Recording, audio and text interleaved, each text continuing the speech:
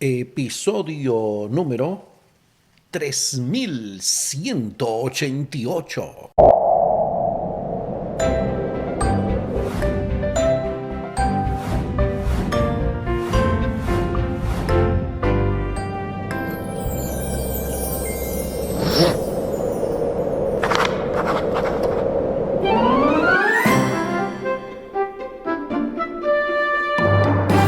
Amados hermanos, amadas hermanas, ¿qué tal? Bienvenidos, bienvenidas. Esto es Estudio Sistemático de la Biblia. Por la gracia de Dios estamos alcanzando una nueva semana, una nueva lección, una nueva oportunidad de aprender más y más de la palabra de Dios. Bueno, estamos alcanzando un nuevo mes también, agosto. Y oye la frase que nos ocupa hoy: el ser humano pasa la primera parte de su vida arruinando la salud y la otra mitad intentando restablecerla. En breve, mi comunidad. Mil gracias por preferirnos. Omar Medina les acompaña.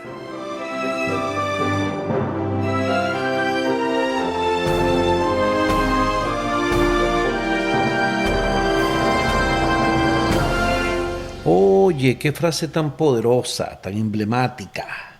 Mira, yo la conocía de otra forma. Es muy parecida a esta de autor pendiente. La mayoría de las personas pasa la primera mitad de su vida haciendo desgraciada la otra mitad de su vida. Esta es del autor Joseph Goldstein, 1940. Médico estadounidense, Premio Nobel de Fisiología o Medicina en 1985, que comparte con Michael Brown por sus trabajos sobre el colesterol. Premio Nobel de Fisiología o Medicina en 1985, Joseph Goldstein. Entonces la frase original de él dice que el ser humano pasa la primera mitad de su vida arruinando la salud y la otra mitad intentando restablecerla. Bueno, yo diría, como dice la otra versión que tengo, la mayoría de las personas. No todos son así, o sea, no es que el ser humano pasa esa primera mitad de su vida así como directamente arruinando la salud. La mayoría de la gente sí la pasa. Pasa la primera mitad de su vida arruinando la salud y la otra mitad de su vida intentando restablecerla. O, como les dije, esta versión, que la mayoría de las personas pasa la primera mitad de su vida haciendo desgraciada la otra mitad de su vida. Es la importancia de los buenos hábitos temprano en la vida. Eso es importantísimo. Hay muchos jóvenes que escuchan este programa, personas de menos de 30 años tal vez, no son tantos, pero sí he sabido que adolescentes, jóvenes, escuchan estos comentarios. Gloria a Dios. Pues a ellos les hablo, tú sabes, a todos nosotros, porque nunca es tarde para uno reconocer y comenzar a corregir cosas en su vida. Nunca es tarde para eso. Así que les animo, mi gente, a enfocarse en eso, a tratar de crear esos buenos hábitos. Los hábitos, esas cosas que tú haces cuando nadie te ve. Esas cosas que se componen de las acciones que tú repites cada día. De hecho, una definición de hábito es la sumatoria de tus acciones. Por eso aquella enseñanza de siembra una idea y cosechas una acción, siembras una acción y cosecharás un hábito, siembras un hábito y cosecharás un carácter. Entonces el carácter es la sumatoria de los hábitos, eso quise decir. El carácter es la sumatoria de los hábitos, como los hábitos son la sumatoria de tus acciones. Y tus acciones fue como tú pensaste. La idea, la acción, el hábito, el carácter. El que siembra un carácter cosecha un destino. Eso es más serio de lo que uno piensa generalmente. Nada, enfocarse en cambiar lo que hay que cambiar, en establecer lo que hay que establecer. A veces creo que estoy un poquito tarde para comenzar algo, 58 años ya, pero sí, mientras hay vida y esperanza, es lo que quiero decir, tú sabes, nunca es tarde mientras la dicha es buena, como dicen por ahí. Ok, vamos a la poderosa lección 6, a través del Mar Rojo. Y para esta primera entrega que unimos aquí sábado a la tarde y domingo, recuerden el tema, vayan y adoren al Señor. Como se le puso complicada la situación ahí al superfaraón luego de la muerte de los primogénitos, incluyendo su primogénito. El texto a memorizar lo encontramos en Éxodo capítulo 14, versículos 13 y 14. Éxodo 14, 13 y 14. Y Moisés dijo al pueblo, no teman, estén firmes y vean la salvación que Jehová hará hoy con ustedes.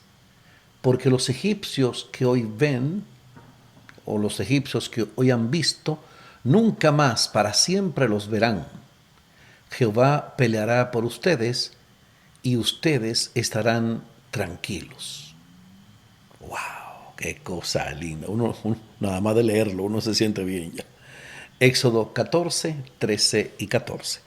Les invito para que hablemos con nuestro Dios en oración. Nuestro Dios, nuestro Padre, Señor, adoramos, glorificamos tu nombre.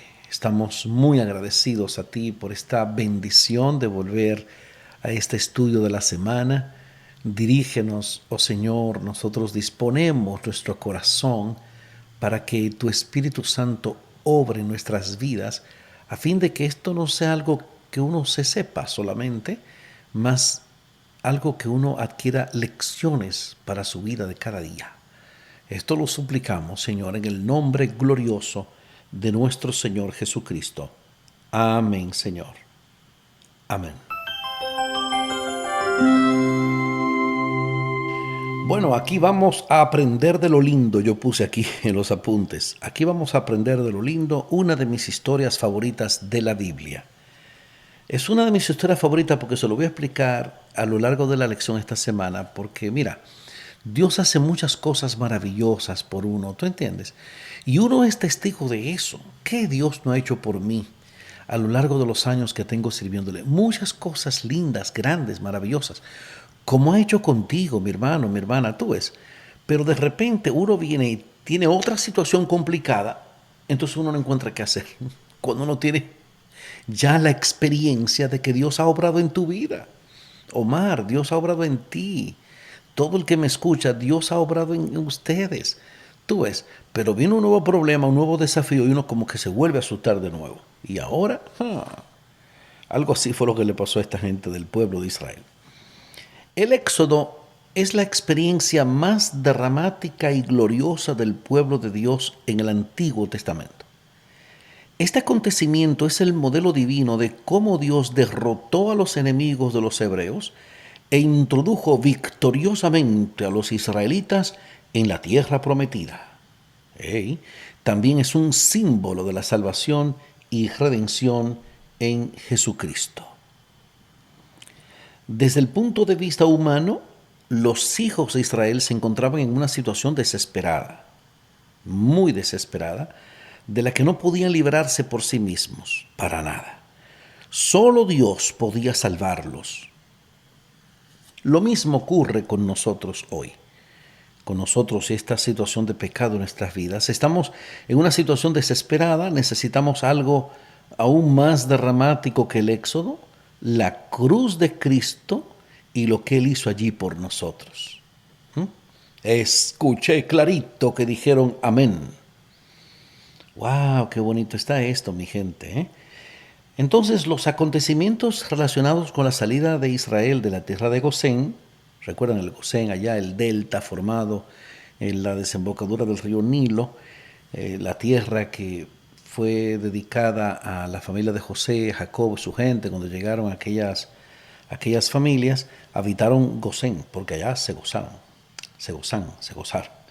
En la tierra de Gosén, como se menciona en el libro de Éxodo 12 y rememorados en el cántico de Moisés, alegremente entonado en Éxodo 15, vamos a ver eso hoy, en esta semana, son sobrecogedores y asombrosos aquellos hechos.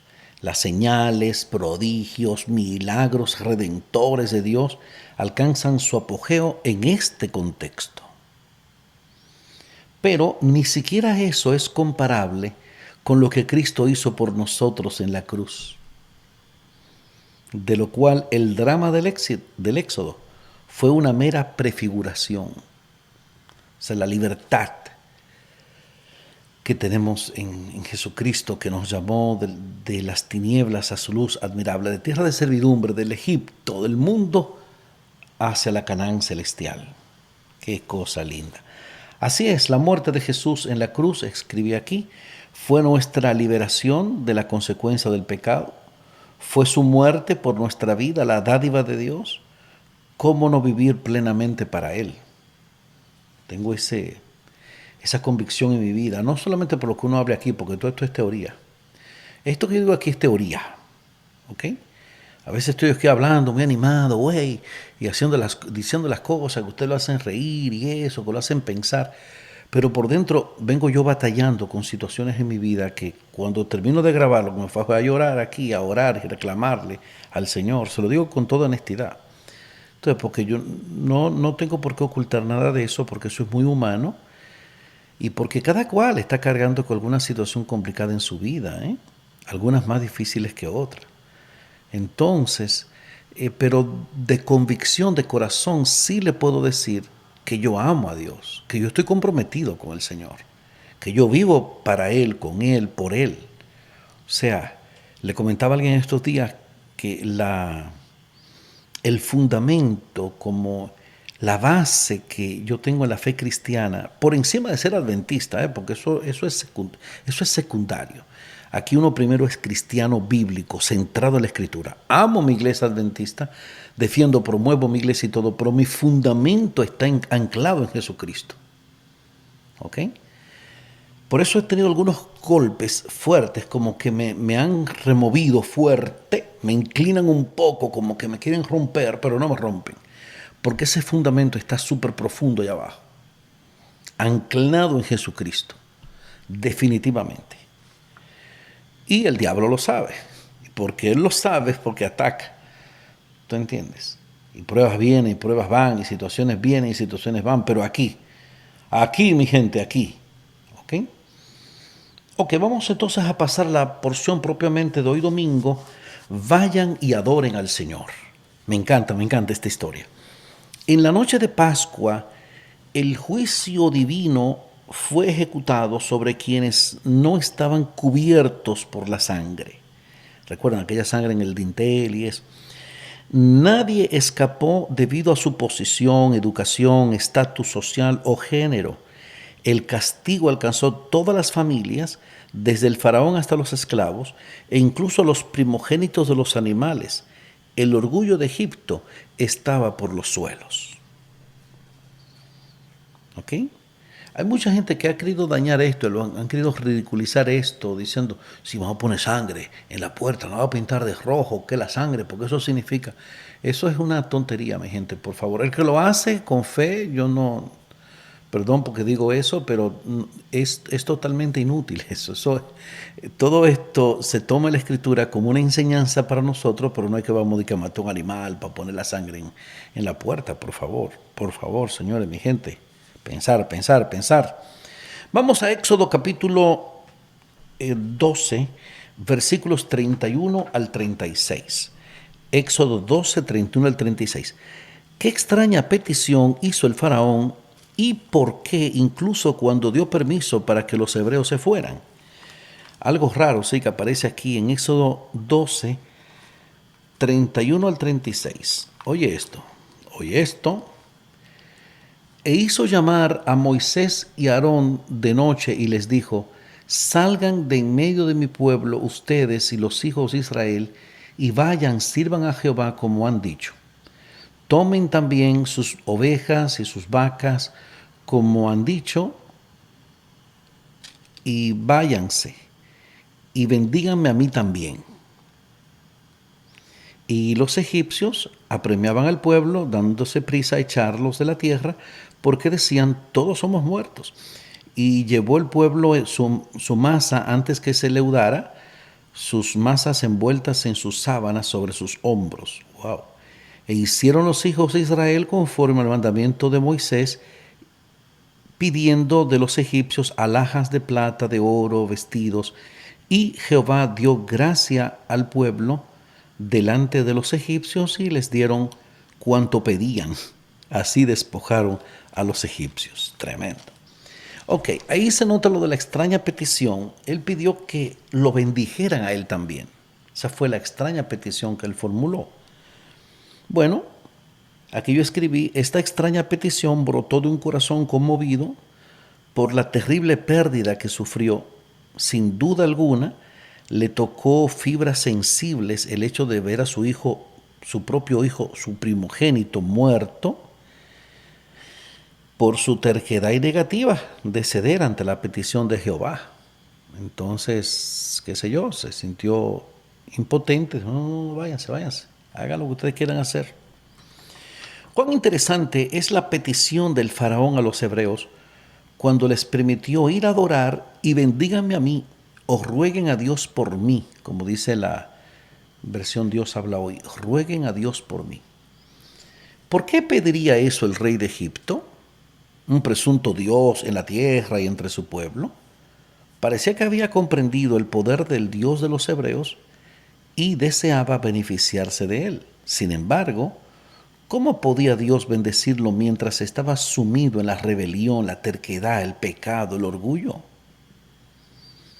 Aunque dio finalmente su consentimiento, no fue por su sumisión a la voluntad de Yahvé, no, fue por la derrota que había sufrido.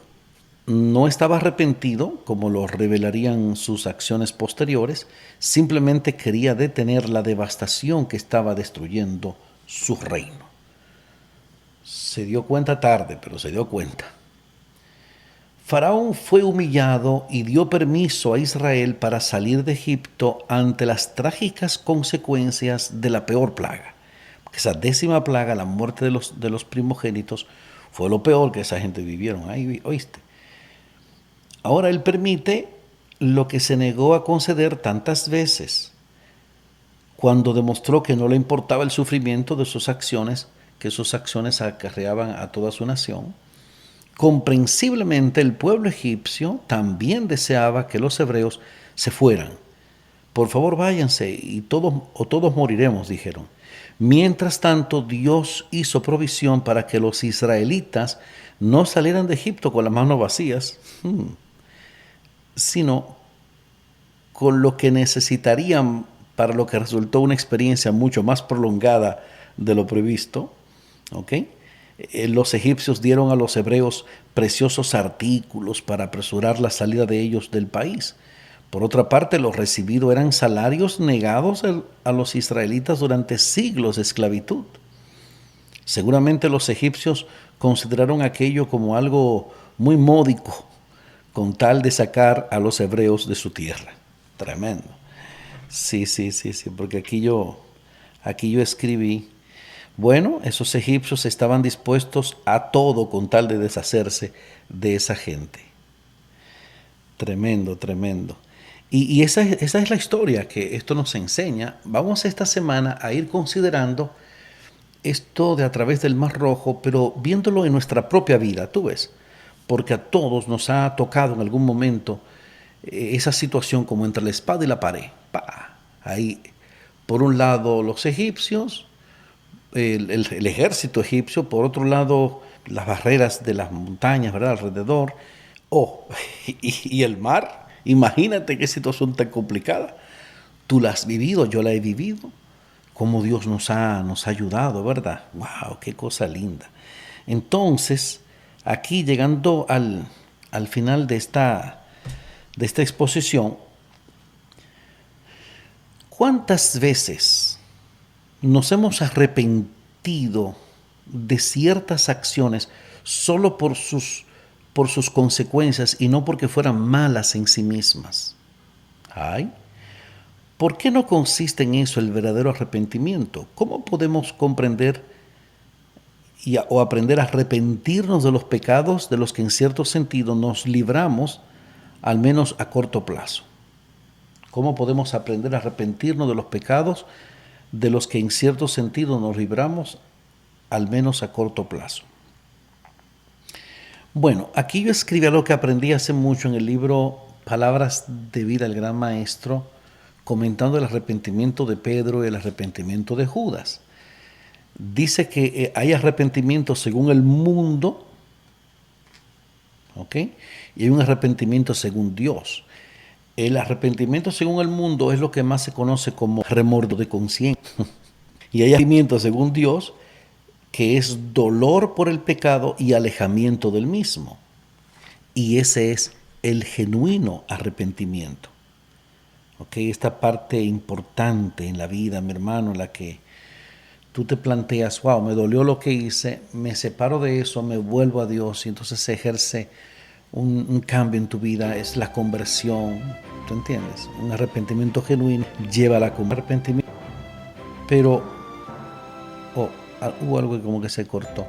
Judas se arrepintió, pero fue un arrepentimiento de remordimiento de conciencia, lo llevó a muerte. Pedro se arrepintió, se alejó de su pecado, de negar a su maestro, de ser como era, y se dedicó a un trabajo poderoso por la obra del Señor. Ya lo sabes. ¿Qué te parece? Espero que te parezca bien, porque aquí el tiempo se acabó.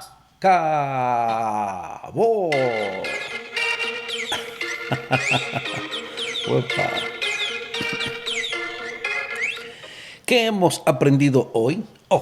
Eso mismo. Bueno, comenzamos a aprender esto, el contexto, la circunstancia en la que se atravesó el Mar Rojo, las cosas poderosas que Dios hizo a favor de su pueblo, cómo Faraón pidió que lo bendijeran a él también, pero era algo que no era genuino, que no era auténtico, ¿tú entiendes? Y esto que hemos comentado hoy. Se aprende, señores, de las Escrituras cada día. Les invito para que hablemos con nuestro Dios en oración.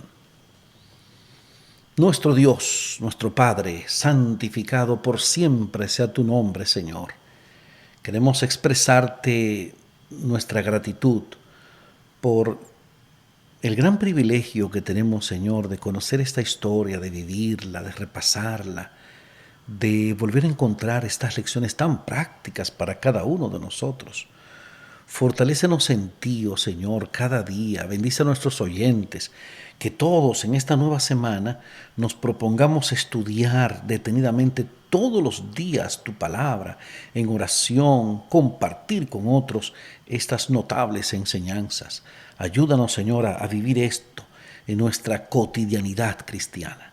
Lo suplicamos en el nombre glorioso de nuestro Señor Jesucristo. Amén, Señor. Amén.